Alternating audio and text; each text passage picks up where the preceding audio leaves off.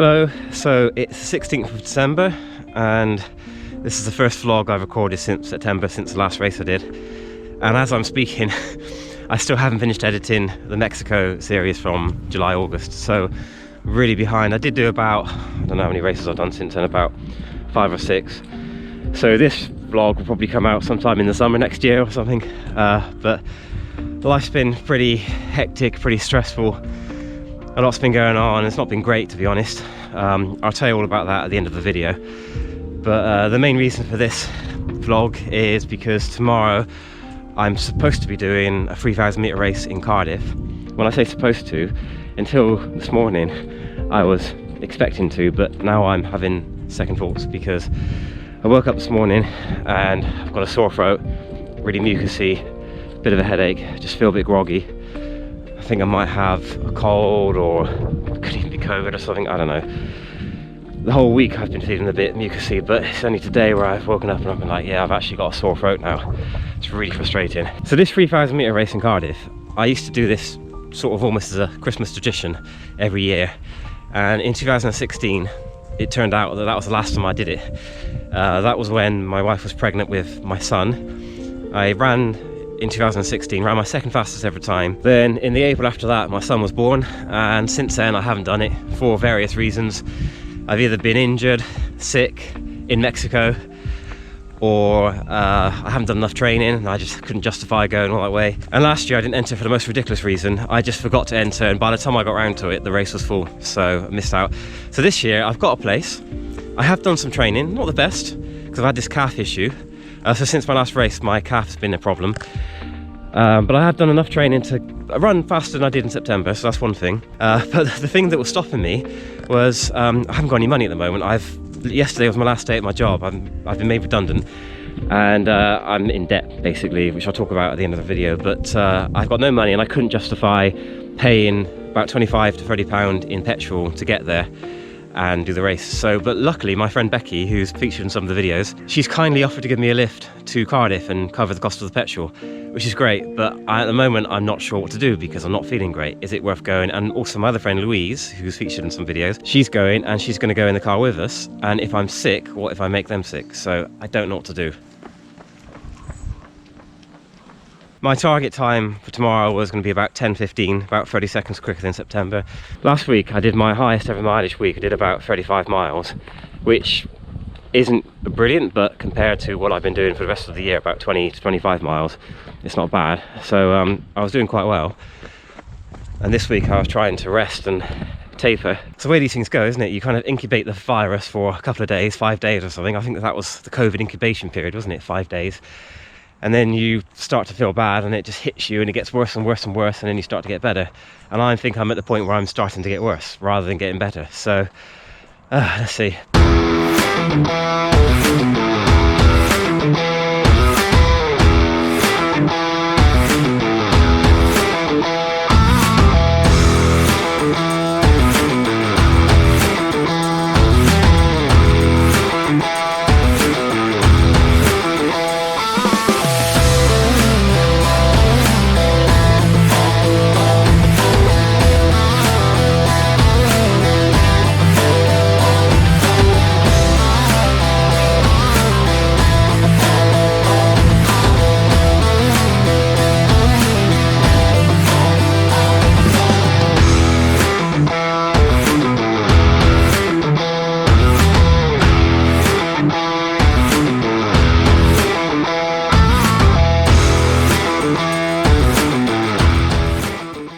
Louise warming up.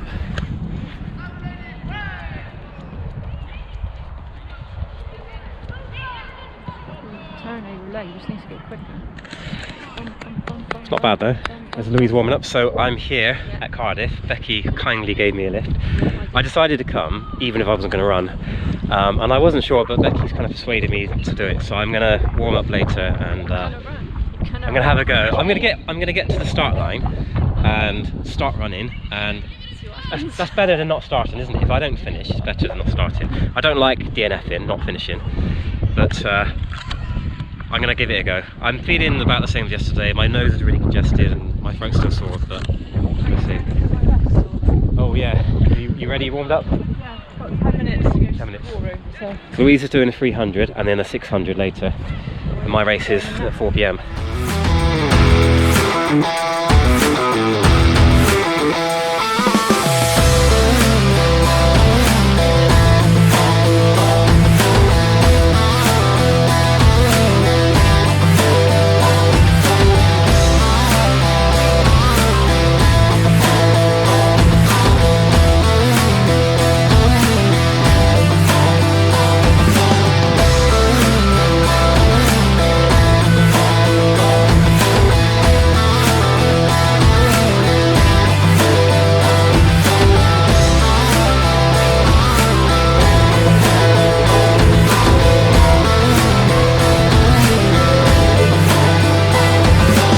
Louise, all the way.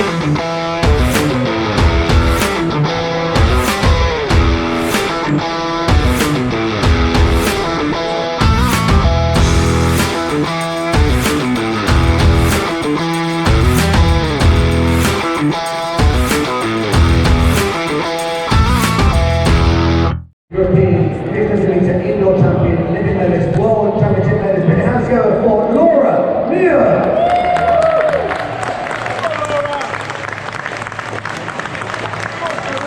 Next up, the European. Remember, we are 15 laps off the track. Emily Larry is going to be at the front for around about 34 seconds per lap. We're looking at around about 2:18 for that first 800 metres to send them on their way anywhere. So it is Laura Muir from Georgia Bell from Innes Fitzgerald, and it's bang on 34 seconds that first lap with a great start here. Emily Larry in the front. This would be 1K of running here in Nyack here and the King Poly campus. It's 2:16.17 perfect running by Emily Larry. This is great running by the Cardiff University alumni. Let's put your hands here on the back straight. She was in London 8 this morning. She jumped on the train just to help Laura Muir out. That is dedicated, that is selfless running. I tell you what, Emily Larry has done a superb job. So she was due to go on a long run in Richmond at 11 o'clock. No, she's in Cardiff here, and she's going to take Laura Muir through 1 kilometre. Great job, put your hands here for Emily Larry. What a great bit of running. Look at that, 2:51.77. Emily Larry take a bow. Great pace racing.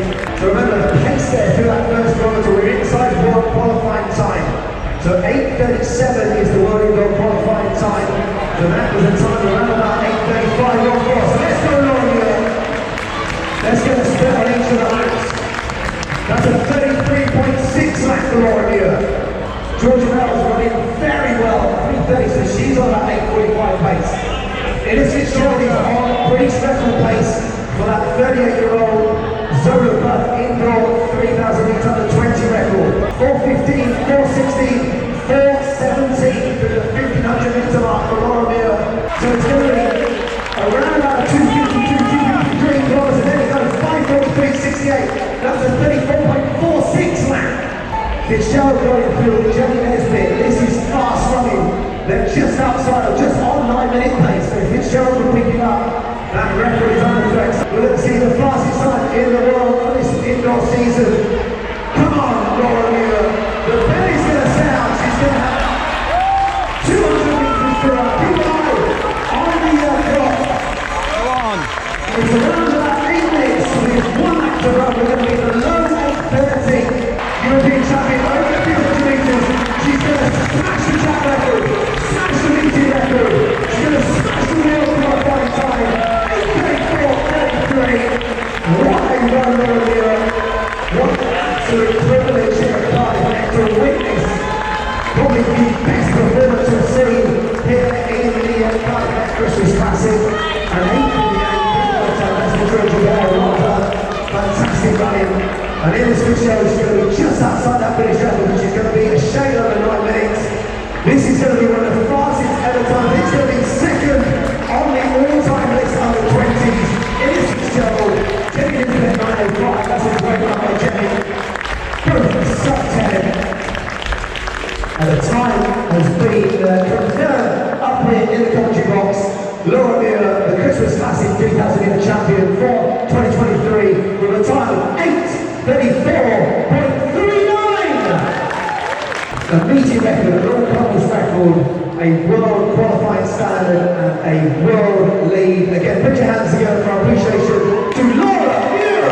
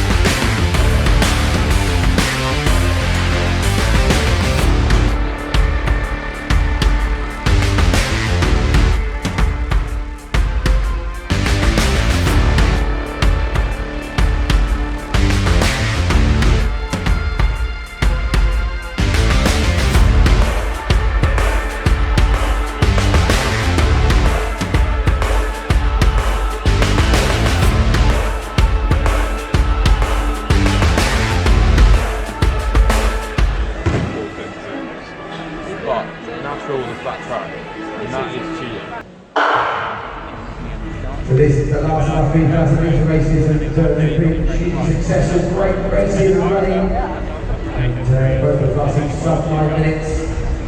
We're a few of our lost masters in it as well.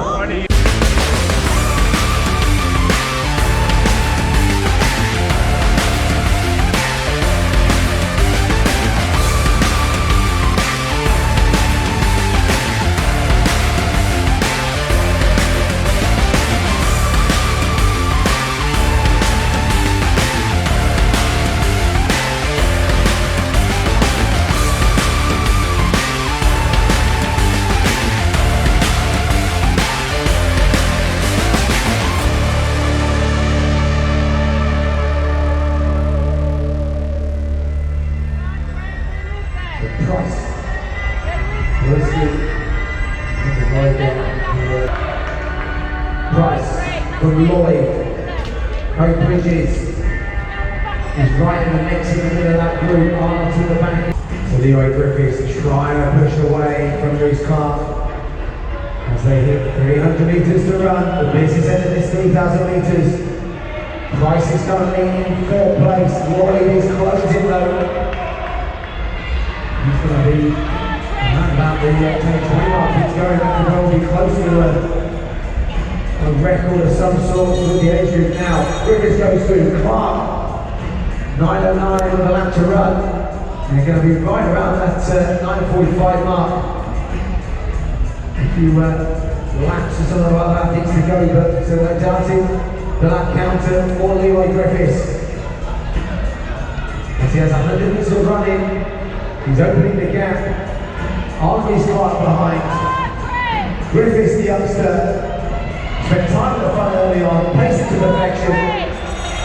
He'll be operating around about the 9:45 mark, and he's going to be just outside as he comes down to the line, 9:46.26. Around about 9:51, 9:52 for Clark. Now racing behind. Price has just given away to Lloyd and Bridges. Bridges to 35. Master 35 against Lloyd, the Master 60. Bridges wasn't feeling great this morning, but he is feeling great now into the home straight. Craig Bridges is going to take the 3rd place. And Lloyd is going to just behind him at about the 9:22 mark. Sorry, the 10:22 mark. Huge bit of running by the Master 60. Arnold closed well in the group behind, so some fast times. Those Masters all inside 10:30 with the youngsters right in the mix as well. So closing out our 3,000 here, and again we'll have those presentations of the Welsh Championships coming up shortly. So fast times, fast performances. hugely grateful as that closes out our 3,000 metre races.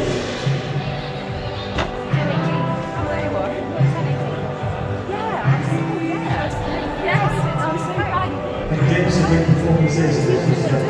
Please, I'll be those with the judges, so presentations follow in the next few minutes.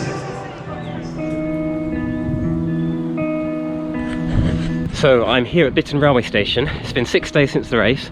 Since the race, all I've done was circuit training on Wednesday, rested Monday, Tuesday, didn't run on Thursday, didn't get time. I was going to run yesterday, which is Friday, but I didn't because I woke up really early on Friday morning, about 5 o'clock in the morning, with severe cramp in my left calf. Really bad, so bad in fact, I wonder if I've torn some of the muscles. I could barely walk in the morning, let alone run, so the whole day I was just limping around. Today, it still feels a bit sore, so I wasn't sure if I could run. I've come here to record a video for my new channel, Swift Trails. So if you haven't checked it out already, I've got a new running channel called Swift Trails. It's specifically for virtual runs and maybe virtual walks. I started it in October. I've taken all my existing virtual run videos from this channel to that one, and I've created new content. Today, this was sort of a virtual run, except at the last minute I decided not to try and run, partly because of the calf, but also because when I looked at videos from last year, I realised the trains go a lot faster than I was expecting. They go up to about 25 miles an hour, and I thought even on a bike that would be pushing it. So I took my bike today and I've been cycling up and down. I've done 2 trains where I've gone up this way and back again, and down that way and back again. I think it's about 3 miles per journey, as in up and down, and managed to pretty much keep up with the train, except for that last train ride where they put their foot down or opened up the steam and I couldn't keep up. So my legs are quite tired now. So that was that done. I've recorded that. I'm just waiting for the next train now. It's going to come along any second.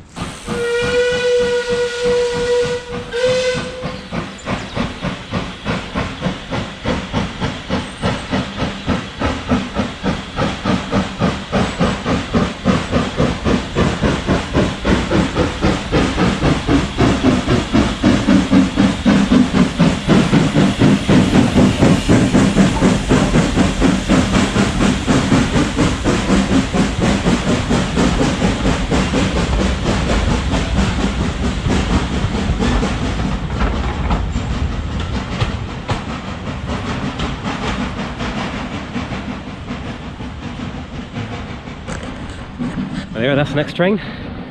So I'm glad I'm not racing that one because I'm tired now. And annoyingly it started raining during the last train I just did. But I want to get back into running again soon, hopefully tomorrow if my calf's okay. But you know, in retrospect, looking back at that race last week, I'm pretty happy with it. I'm still getting over my cold or whatever it was, and feeling a bit groggy. It's Christmas in 2 days, but after that I want to start trying to build the miles up if I can. I want to try and get up to 40 miles a week. That's my goal, because I know that will really help. That's all I can really say about training. The only thing that's left to talk about, which is the kind of problem I'm going through at the moment. On the 15th of December, I got made redundant and the company's basically closed. I'm still owed salaries from October, November and half of December. So my current financial situation is that I'm in debt. I'm completely in my overdraft. I've got no money coming in. I've got no money for next month's bills, and it's Christmas. So it's a bit depressing. I'm really pretty stressed at the moment, which doesn't help running, obviously. I know this is a running channel, but it's also about me as well. And so this is probably one of the hardest times I've gone through, probably ever, in terms of finance at least. So my stress has been really high, which is probably one of the reasons I got ill. So at the moment I'm trying to sign on to claim universal credit, which gives me a little bit. It's not enough to cover all the bills, but it will help a bit. And I got to start looking for another job. So that might take 2 weeks, it might take 2 months, it might take longer, I don't know. But because it's Christmas, you know, it's not a good time to look for a job right now, especially now because Christmas is in 2 days. So I'm just going to try and forget about it for the moment. I've got my CV done. I'm going to have a little browse and things, but next year I'm just going to have to really crack down, look for a job and hopefully find a decent one. So at the moment there's no money for races, so I'm probably not going to be doing any cross countries or any indoor races. I would like to, but I just don't have the money. But hopefully next year I'll get some winter training in and I'll be financially stable by the spring and be able to do some track races and crack that 210 barrier, because it's really annoying me now. I haven't broken 210 since before my son was born, since 2016.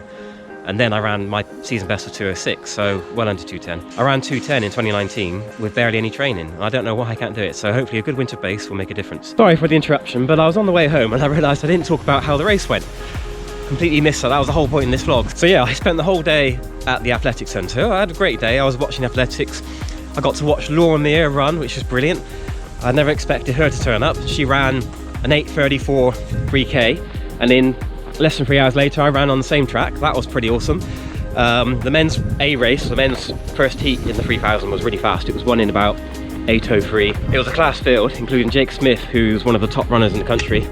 But the fact I did the race was the icing on the cake, really. I felt quite a lot better actually by the afternoon, and by the time I was warming up I didn't feel brilliant. I felt quite heavy and stuff, but I didn't feel too bad. And annoyingly though, I warmed up like an hour and a half before my race, because I was in heat 5, the last heat, the slowest heat. That ended up being like an hour and 20 minutes after the first heat, and you got to go to the call room 20 minutes before the race. Anyway, that's that. So my plan was just to take it easy at the start and see how it went, and the gun went, we went off, and I tucked myself in behind a runner that you see in the footage, and I thought this thing's about the right pace, so I just tucked in behind him. It actually felt quite easy, although we went through 400 meters in about 1:24, so it's like a reasonable pace. First K was about 3:27, something like that, and it felt alright. I started to feel a bit tired after that, but my breathing wasn't too bad. I thought I was going to be coughing. I just carried on, tucked in behind the guy. He was slowing down on the bends, which was a bit tricky for me, then speeding up on the back straights. Then from about halfway, around about 2K in, that's when it started to hurt and started to feel quite hard, but I managed to keep the same sort of pace. A few guys went around me, a younger lad slowed down, and I eventually passed him. Had a nice finish.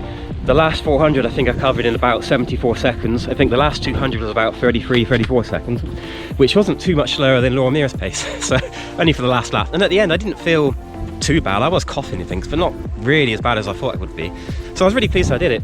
My time was 10:18, which, considering my target time initially was 10:15, assuming I wasn't going to be sick, pretty pleased. I reckon if I had paced it slightly better, I could have probably knocked 3 or 4 seconds off based on how I felt. If I wasn't ill, I reckon I would have got close to 10 minutes. So really pleased with that.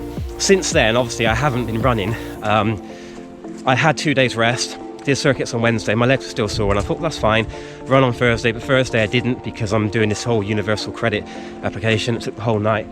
And yesterday didn't run because of cramp, and today didn't run mainly because I recorded that video, and that actually took it out of me. It was quite a good session, about 12 miles of cycling at probably around 20 to 25 miles an hour, so because that train was going some when he picked up the pace. Anyway, so yeah, I'm pleased with the race. I reckon next year, if I keep this up, I'll be well under 10 minutes, which should be good. I think it shows I can do it, because if being ill and not necessarily going completely flat out, I can run 10:18, being fresh and pacing it slightly better, I could run at least 10:08 or something like that. So yeah, I'm pleased with that.